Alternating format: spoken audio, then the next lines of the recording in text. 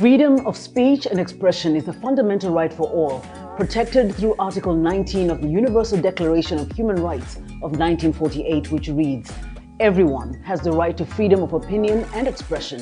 This right includes freedom to hold opinions without interference and to seek, receive, and impart information and ideas through any media and regardless of frontiers." Media groups say it is not enough, especially in light of the COVID-19 pandemic. Hello, I'm Dimyake Mwakalyelye, and this is Our Voices.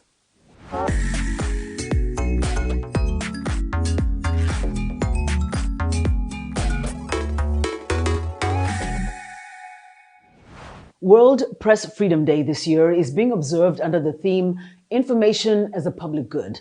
The annual Press Freedom Index by Reporters Without Borders reveals that of the 180 countries it evaluated for press freedom practices, only 12 can claim to have a favorable journalism environment. Eritrea ranks last in the 180 index, having dropped 2 places, while Burundi, Sierra Leone, and Mali have shown improvements.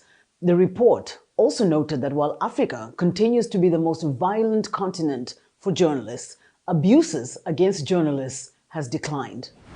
To begin our show, we go back to that day in 1991 when African print journalists who had gathered in Namibia for a media conference co-organized by UNESCO came up with the Windhoek Declaration, which pushed for the recognition by governments of a free, independent, and pluralistic press. Gwen Lister, co-chair of the Namibian Trust, which publishes the Namibian newspaper, co-chaired that historic seminar with the now late editor of Le Messenger, Pius Njawe of Cameroon. I spoke with Ms. Lister via Skype from Namibia. In 1991, that a group of African journalists assembled for the first time from across the continent, some of whom had to be released from jail to attend the seminar in Windhoek. And we got together really to affirm the importance of independent, free, of course, and pluralistic press on the continent. I think it must be borne in mind that 1991 was just after the Cold War era had ended. Namibia had become free the year before, and so it had come out into the world and into Africa in particular with a constitution which gave which had a Bill of Rights, which obviously included press freedom. If we remember at the time also, South Africa was just emerging from the apartheid era. They weren't entirely free as yet. Most governments on the continent were controlling both the print media and the radio. So 30 years now into the declaration, the formation of World Press Freedom Day. And the theme this year, Information for Public Good. Your reflections on when it started, where we are now, and in between. Press freedom is often, I say, a 1 step forward, 2 steps back approach. So democracy also on the continent is very fragile. Namibia, it's just been announced today, continues to hold the top spot in the World Press Freedom Rankings, which have been released by the Reporters Sans Frontières, which is a rather nice thing to happen, especially as we host this World Press Freedom Day. But I think further than that, the declaration obviously also led to a very significant historical moment for journalists globally, and that was when the UN General Assembly declared May 3, the day of the Windhoek Declaration adoption, as World Press Freedom Day. Further afield, it was followed by similar declarations in other parts of the world, where journalists around the world began to affirm that they wanted their journalistic independence and freedom, and they didn't want the government controls to continue. It did, in the declaration itself, encourage, for example, African broadcasters to together and to determine their own way forward. And that happened exactly 10 years after the adoption of the Windhoek Declaration, where journalists, radio journalists from across the continent adopted the African Charter on Broadcasting. And of course, the Windhoek Declaration had also paved the way, I think, for the opening up of the airwaves in Africa, which was very significant for the people of the continent. The 180th country, which is all the countries that it considers in terms of press freedoms, is the worst rated is also in Africa, Eritrea. 180th. So when you look at that spectrum, what is your assessment of why, press freedom is still a real challenge to achieve across the board on the continent? It's a struggle that's never entirely won. And I mean, if I think of it, was it 2019? We had World Press Freedom Day in Ethiopia, and it was a really good time. The journalists were released from jail shortly afterwards, and it looked like Ethiopia was turning a corner. And now, of course, we look at things and the situation has regressed quite badly.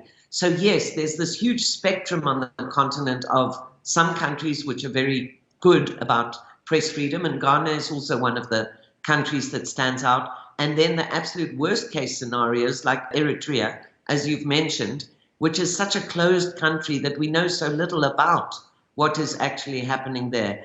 And kind of speaks to me to the lack of political will, if you like, on the part of the African Union and African governments to actually not just pay lip service. Why do you think there's such contention between journalists and governments? What is at the core of it that you can reflect on? It can be a healthy tension. It can be the kind of tension where the journalists speak out and sometimes the politicians respond. And that's not a bad thing. After all, it's their democratic right and freedom of expression to do that as well.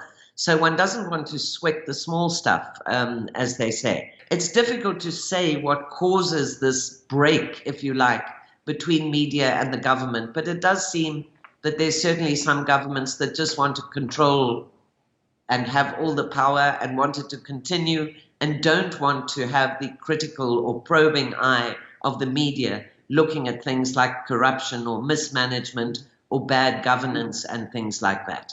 Public's trust in the media. There are varying reports that indicate that sometimes the public does not trust the media. What are your thoughts on that? I think it's probably one of the most critical issues there is right now for journalists to face and to discuss, that would be it. More and more people sort of going on social media like Facebook, like Twitter and others, and causing them to turn away from real news, news that makes a difference in their own lives as citizens. Now that the media spectrum has opened up in a lot of countries, it's obviously brought different ownership patterns into play. And there are people with agendas who are running the media in various countries. And again, journalists need to really get a handle on, because it's also so critical for the sustainability of what we call legacy or traditional media. Among the positives in the fight for press freedom, Tanzanian President Samia Suluhu Hassan is reopening media outlets that were closed or otherwise repressed under the late President John Magufuli. Hassan ordered responsible authorities to lift a ban on all media outlets and ordered officials to follow government guidelines, adding, "Let us not give them a chance to say that we are limiting press freedom." Despite the progress, the number of journalists jailed for their work hit a record high in 2020, with 273 imprisoned globally, according to the annual survey by the Committee to Protect Journalists. For more on this, I spoke with Muthoki Mumo, CPJ's Sub-Saharan Africa representative, via Skype from Kenya. Every year, CPJ publishes what we call our annual prison census. It's a survey that looks at journalists who are in jail on December 1 every year around the world. Unfortunately, last year in 2020, the number was at a historic high, 274 globally. In Sub-Saharan Africa, that number was 45 journalists behind bars as at December 1. Of those 45 journalists, 2 were women, 2 Burundian women. Such figures do not present the full picture, because women working out in the field face unique challenges that their men counterparts may not face. So, for instance, in my own research, talking to journalists who cover politics, most recently in Uganda, you hear women talking about the societal expectations on them and what that means about their ability to go out in the field for weeks on end following political campaigns. Can they do that? Will they be allowed to do that, not just by their editors, but also by their families? Recently, women in Somalia were also, around International Women's Day, were also speaking out about this stigma associated with their profession. Online harassment, unfortunately, has risen as a huge challenge for all journalists across the world, covering, specific beats like politics or gender or corruption. And unfortunately, a trend that we're seeing increasingly is that women are targeted by particularly vitriolic and gendered attacks online. During the South African election, which wasn't last, it was in 2019. We spoke to South African women who spoke about being doxxed, being targeted by trolls and bots for, very gendered insults, having politicians sick their followers against them, essentially. Sexual harassment. Unfortunately, this is women are particularly vulnerable to this. It can lead women to decide, no, I'm not going to go cover that story. I'm going to stick to this place where I think I'm going to be safe from harassment. It can lead women to leave newsrooms entirely. And what happens when this happens? What are the consequences of this? Is that we have very important voices that we should be having in our newspapers and on our TV being taken away. The diversity of the voices that we listen to. Obviously, the face of journalism has changed a lot. How do you establish and distinguish between the kinds of journalists that are out there, and how does CPJ assist? As CPJ, we have taken a deliberate decision not to be in the job of defining journalists, because we operate in so many different countries, but because we've also seen that narrow definitions of who a journalist is can be weaponized to again erode the kind of information that is allowed to make it to the public sphere. Rather, what we deal with is people who are, or the people we try to defend is people who are committing acts of journalism, as we say. So these could be columnists. These could be people who use their public Facebook pages to tell the stories of their communities and what their communities are going through, or to share opinions about what is going on in their own countries. If you look in different countries and different places, particularly where access to mainstream media is not as easy, these are avenues where people are doing very good reporting about their communities and speaking out about injustices.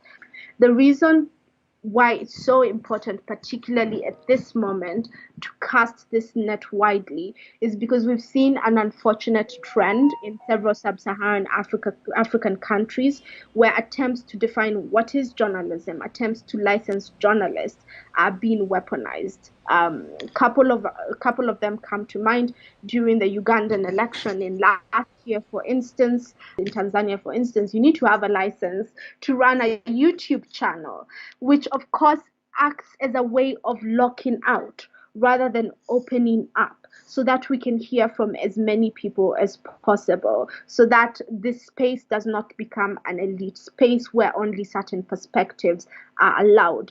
It's time for a quick break. When we come back, we look at another threat to female journalists, the coronavirus. Stay with us.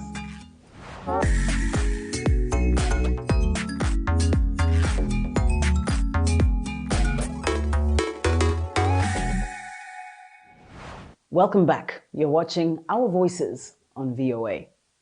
According to the Johns Hopkins Coronavirus Resource Center, COVID-19 has killed more than 3 million people. Countries had to take various measures to stop the spread of the deadly virus.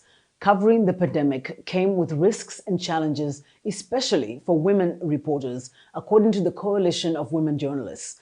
VOA correspondent Mariama Diallo has that story.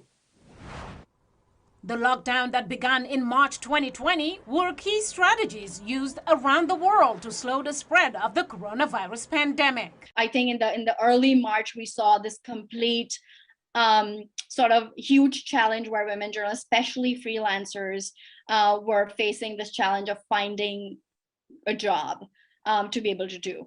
As the pandemic took a toll on lives, governments took drastic measures, including closing borders and imposing quarantines to protect medical systems from being strained.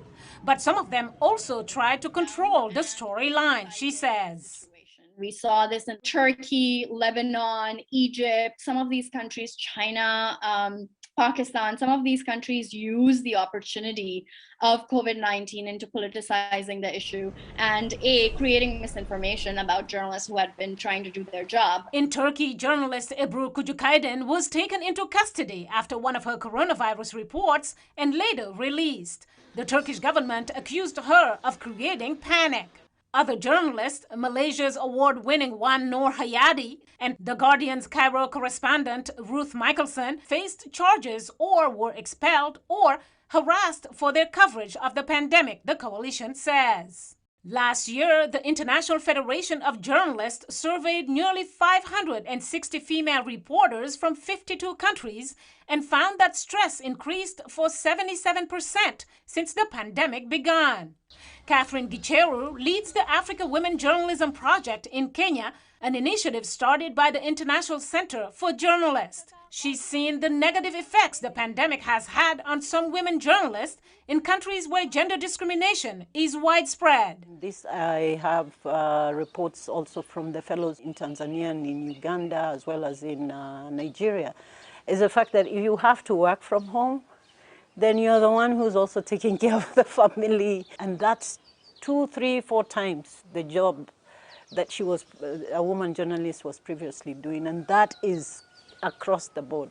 So you have a mental anxiety, the stresses, the fears that everybody has, but much more for women, especially women journalists. She also says women journalists have been hit with job losses. The women, a lot of them, especially in Kenya, are either on contract terms or are freelancers. And the fact that they've lost they've either been laid off or they've been put on half pay, it means the situation has become even more difficult. And she says it has had an impact on coverage of other women-related topics, including sexual health, obstetric fistula, and female genital mutilation. Mariama Diallo, WEWE News, Washington. Noting the many challenges women journalists face, from harassment to lack of proper training to do their jobs well, Dr. Yemisi Akinbobola explained why she co-founded her organization, African Women in Media. She joined us via Skype from the United Kingdom. First of all, we set up a learning management platform. And that funding allowed us to train 200 women journalists on this program so that we could deliver our training virtually at self-paced, because we also recognize that, women are at home and having the care responsibilities of looking after their family more than their male counterparts. But then because it was virtual, we had things like access to technology to contend with, right? So people not having access to data. We also did research on how COVID-19 impacted East African women journalists. 59% of our respondents said that they had been put on unpaid leave, right? So that's a significant percentage. Some of those people put on unpaid leave were pregnant women. Sexual harassment changed. You're relying more on online sources on social media for your news gathering. And then again, that opens you up to sexual harassment on social media, cyberbullying on social media. So those are some of the things that our research kind of found out. And one of our key recommendations is around gender policies. Can you define gender policies? What kind of policies do you have in mind? So we're talking about in your HR policy, in your policies that guides your human resources, in your policies that guides your media outputs, there should be some form of gender consciousness. There's got to be an organizational objective to really have that clear trajectory from entry to leadership, and also for it to come with equity. When you do talk about African women in media and what it's doing for African journalists, how has that shaped coverage of women, and what changes do you see in terms of how a story is covered by women versus how it's covered by men, especially when it has to do with women? In our 2018 conference, the focus of that conference was around women in politics, right, and the coverage of women in politics. The statistics in Nigeria shows that all the many millions of Nigerian women who are notable and influential in Nigeria, how many profiles of Nigerian women are there on Wikipedia? 1,500, right? And generally, women make up only 17% of Wikipedia profiles. Okay, so there's a general disproportionality there. And so one of the things that we did with Wikimedia was that we wanted to train more women editors of Wikipedia, because hopefully that would then translate to more women representation. How does your organization address the plight of stringers and freelancers? The objective of Stringers Africa is to connect freelance journalists in African countries. We invite newsrooms to the conference. We invite funders to the conference, and you have the opportunity to pitch and to get that exposure, that access that you need. We're currently developing the actual digital platform itself, and it's something that we hope to launch later this year, and particularly focusing on women. And again, like you said, it's about that economic empowerment, but that freedom, that flexibility. How you, as a woman, a mother, an academia, a journalist, and a starter of so many things, is able to do what you do, and what would be your message to a lot of women who obviously juggle and struggle to juggle with the various roles that you're doing currently? Is time management, number one. Number two is just do it, because oftentimes we wait for the right moment to do something, and there's never a right moment. So just do it the way you can in that moment, and continue to build and learn and progress from there. All the knowledge doesn't just come from you, it comes from your community as well. So you cannot be insular in terms of your thinking. You can have the vision, but you should always kind of learn from other people's experiences, invite other people in. Nobody's an island on their own, working together with other people. I'm a very open person, almost too open perhaps. But in that process, you build networks, you get to learn from other people's perspectives. And I'm learning that, we always have this voice in our head telling us not to do something. The fear, I still have the fear. I had the fear before coming to this interview, right? And it's just learning to use that fear for you. Learning that fear for me, when I'm scared, when I'm about to do something and I have fear, I feel as if it's because, one, I'm challenging myself, so I'm taking myself out of my comfort zone, which is a good thing, right? It's because I care about that thing, and I want it to be really successful. I would say, whatever your circumstances, whatever you want to do, just get started, just do it and build on it as you go. It's time for another quick break. When we come back, veteran journalist Shaka Ssali shares his thoughts on the importance of journalism as his illustrious career at the Voice of America comes to an end. Stay with us. We're bringing women's voices to the conversation, and more than that, we're building a community of inclusion and empowerment. Here in Kinshasa, campaigns to raise awareness against the spread of coronavirus are common, but getting that information to people who have no access to water, electricity, or money can be a challenge. We are here at Kalerwe Market in Uganda, Kampala, where in this whole market, women are crying out for their situations to change. For women, it will be better for us. I think a big thing for me is just being able to say that when these protests are happening, does it turn around into policy? Our kids are raped every single day. This movement got the government to listen. It really was powerful because it showed what is possible when men and women band together and say, enough is enough. It's not necessary anymore to climb on a car. I can be in any place to cheer with the people.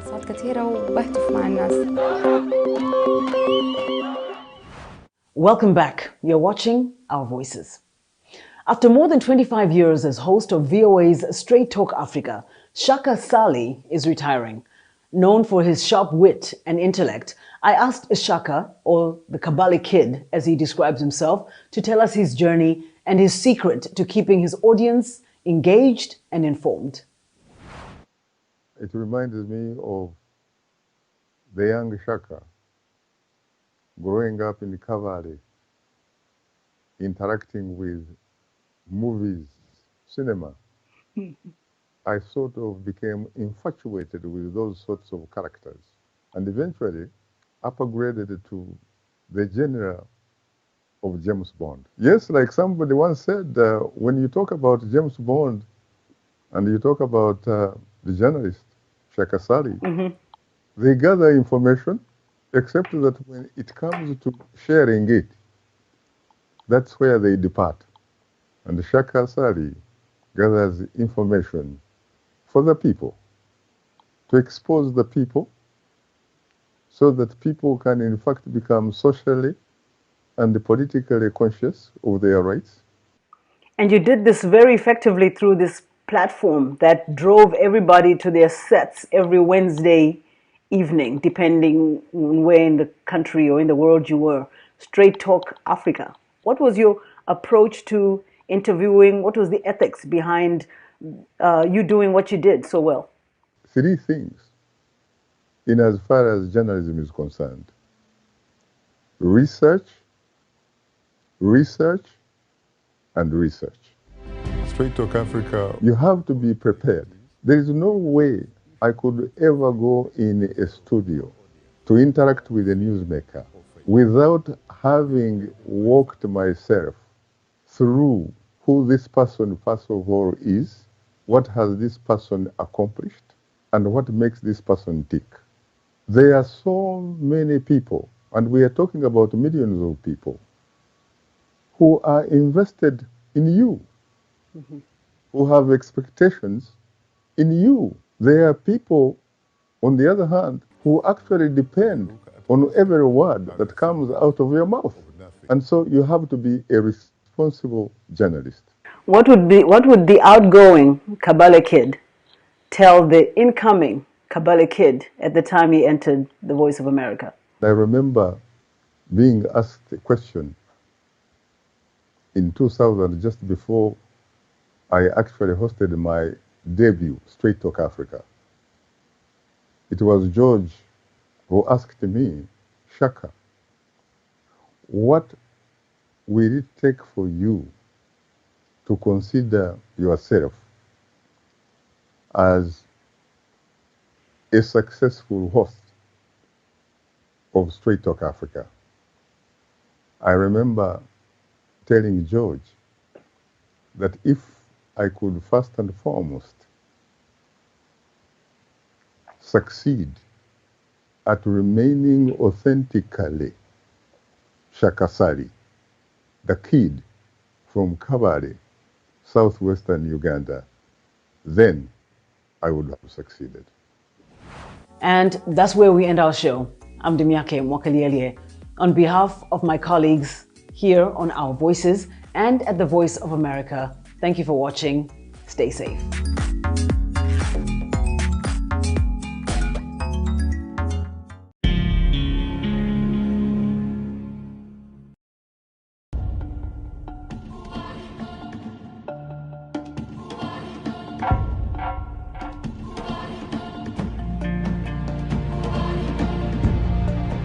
Kwa jina naitwa Geoffrey Mbilinyi, ni CEO wa GNM Cargo ambao ni wasafirishaji wa mizigo kutoka China kuja Afrika Mashariki. Kwa kifupi, kampuni ya GNM Cargo imeanza mwaka 2010 ikiwa na ofisi nchini China, mji wa Guangzhou, na Tanzania, mji mkuu wa Dar es Salaam. Baadaye tukaja tukafanikiwa kufungua ofisi nyingine nchini Uganda. Kwa kipindi hicho tulianza na wafanyakazi nchini China, tulikuwa na wafanyakazi 5, na Dar es Salaam tulikuwa na wafanyakazi 1. Tukaja Uganda tulikuwa na wafanyakazi kama 5. Lakini kufikia sasa hivi GNM Cargo tuna wafanyakazi zaidi ya 200. Kwa hiyo tumeweza kuhudumia wateja wengi sana kwa wakati mmoja.